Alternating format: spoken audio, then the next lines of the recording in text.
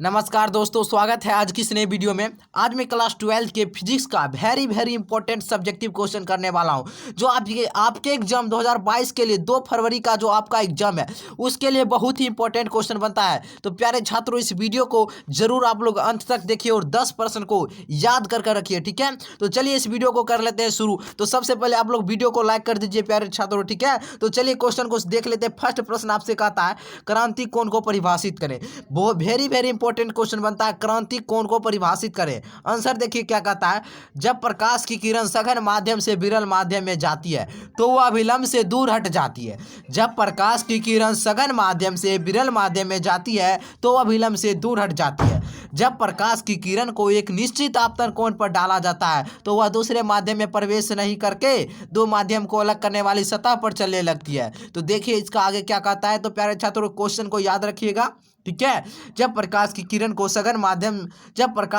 सघन माध्यम से विरल माध्यम में जाती है तो अभिलंब से दूर हट जाती है। जब प्रकाश की किरण को एक निश्चित आपतन कोण पर डाला जाता है तो वह दूसरे माध्यम में प्रवेश नहीं करके दो माध्यम को अलग करने वाली सतह पर चलने लगती है। इसी निश्चित आपतन कोण को क्रांतिक कोण कहा जाता है। तो प्यारे छात्रों, बहुत इंपॉर्टेंट क्वेश्चन बनता है, तो याद रखिएगा, ठीक है। इस प्रश्न को याद रखिएगा। तो चलिए अगला प्रश्न देखिए क्या कहता है।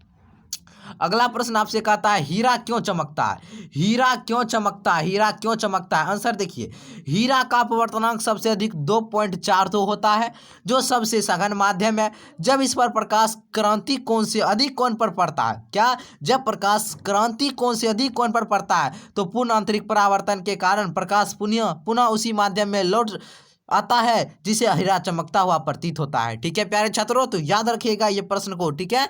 बहुत इंपॉर्टेंट क्वेश्चन बनता है, तो 10 प्रश्न लिया हूं, बहुत इंपॉर्टेंट क्वेश्चन है, ठीक है। चलिए तीसरा प्रश्न देखिए क्या कहता है, समतुल्य लेंस किसे कहते हैं। आंसर देखिए, दो या दो से अधिक लेंस के बदले एक ऐसे लेंस का प्रयोग किया जाए, दो या दो से अधिक लेंस के बदले एक ऐसे लेंस का प्रयोग किया जाए जो प्रतिबिंब उसी स्थान एवं उसी आकार का बनाता है जहां दो या दो से अधिक लेंस मिलकर बनाता है, उसे समतुल्य लेंस कहा जाता है एवं इसके फोकस दूरी को समतुल्य फोकस दूरी कहा जाता है। तो याद रखिए प्यारे छात्रों, ठीक है। चलिए याद रखिए। चलिए चौथा प्रश्न देखिए क्या कहता है प्यारे छात्रों, बहुत इंपॉर्टेंट क्वेश्चन है ये, 4 नंबर प्रश्न, ठीक है। पूछा जाता है हर एक बार एग्जाम में। प्रकाश के व्यतिकरण के शर्तों को लिखिए। आंसर देखिए, प्रकाश के व्यतिकरण के शर्त निम्नलिखित है। पहला शर्त है प्रकाश स्रोत कला संबद्ध होनी चाहिए। दूसरा है प्रकाश एक वर्णी होनी चाहिए। तीसरा है प्रकाश स्रोत से पर्दे की दूरी कम होनी चाहिए, ठीक है। तो याद रखिए प्यारे छात्रों, चौथा है क्या कहता है, दोनों दोनों दोनों दोनों पर्दे होगा, ठीक है। दोनों पर्दे के बीच की दूरी अधिक होने चाहिए। दोनों पर्दों के बीच की दूरी अधिक होनी चाहिए, ठीक है। तो टाइपिंग में थोड़ा मिस्टेक हो चुका है, ठीक है। तो याद रखिए, दोनों पर्दे के बीच की दूरी अधिक होनी चाहिए, याद रखिए। 5 नंबर प्रश्न कहता है प्यारे छात्रों, ट्रांसफार्मर का करोड़ प्रतिदार क्यों होता है। ट्रांसफार्मर का करोड़ प्रतिदार क्यों होता है। आंसर देखिए, ट्रांसफार्मर में उत्पन्न होने वाले भंवर धारा को कम करने के लिए ट्रांसफार्मर के करोड़ को प्रतिदार बनाया जाता है। याद रखिए, वेरी सिंपल है। ट्रांसफार्मर में उत्पन्न होने वाले भंवर धारा को कम करने के लिए ट्रांसफार्मर के करोड़ को प्रतिदार बनाया जाता है। चलिए छठा प्रश्न देखिए क्या कहता है, वेरी इंपॉर्टेंट क्वेश्चन है।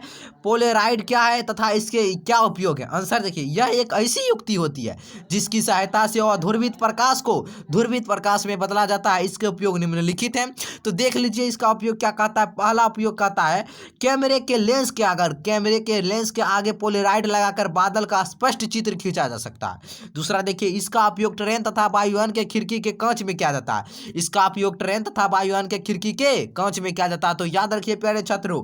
तीसरा है पोलराइड से बने चश्मे का उपयोग कर त्रिविमीय सिनेमा देखा जा सकता है। तो याद रखिएगा प्यारे छात्रों, आप लोग स्क्रीनशॉट कर लीजिए या अपने कॉपी में लिख लीजिए और याद कीजिए।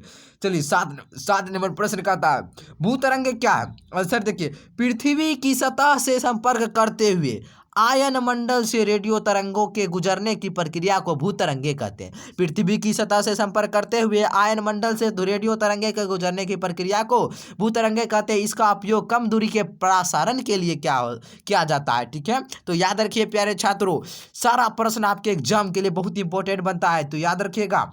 8 नंबर प्रश्न कहता है लेजर किरणों के किन्हीं 4 मुख्य विशेषताओं को बताइए। आंसर देखिए, लेजर किरणों के किन्हीं 4 मुख्य विशेषताएं निम्न है।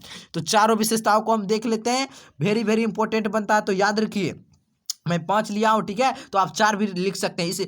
इससे निकलने वाले किरण पूर्णतः कला संबद्ध होती है, ठीक है। दूसरा, इससे निकलने वाला किरण एक वर्णी होता है। तीसरा, एक समान कला में सभी तरंगे होते हैं। चौथा, लेजर किरणें काफी लंबी दूरी तय करता है। पांचवा, सभी तरंगे समान तरंग लंबाई की होती है। तो याद रखिएगा प्यारे छात्रों, बहुत इंपॉर्टेंट क्वेश्चन है। 10 प्रश्न को याद रखिए तब तक, ठीक है। तो फिर मैं जल्दी ही वीडियो लाता हूं अगला प्रश्न, ठीक है। प्रकाश के व्यतिकरण से आप क्या समझते हैं? Very very important question. Answer देखिए, जब दो या दो से अधिक प्रकाश की किरणें एक ही दिशा में गतिशील हो तो एक दूसरे के अध्यारोपण के कारण सामने स्थित पर्दे पर चमकीला या कड़ा फ्रिंज प्राप्त होता है। प्रकाश की इस घटना को प्रकाश का व्यतिकरण कहा जाता है। याद रखिए, जब दो या दो से अधिक प्रकाश की किरणें एक ही दिशा में गतिशील हो तो एक दूसरे के अध्यारोपण के कारण सामने स्थित पर्दे पर चमकीला या कड़ा फ्रिंज प्राप्त होता है। प्रकाश की इस घटना को प्रकाश का व्यतिकरण कहा जाता है।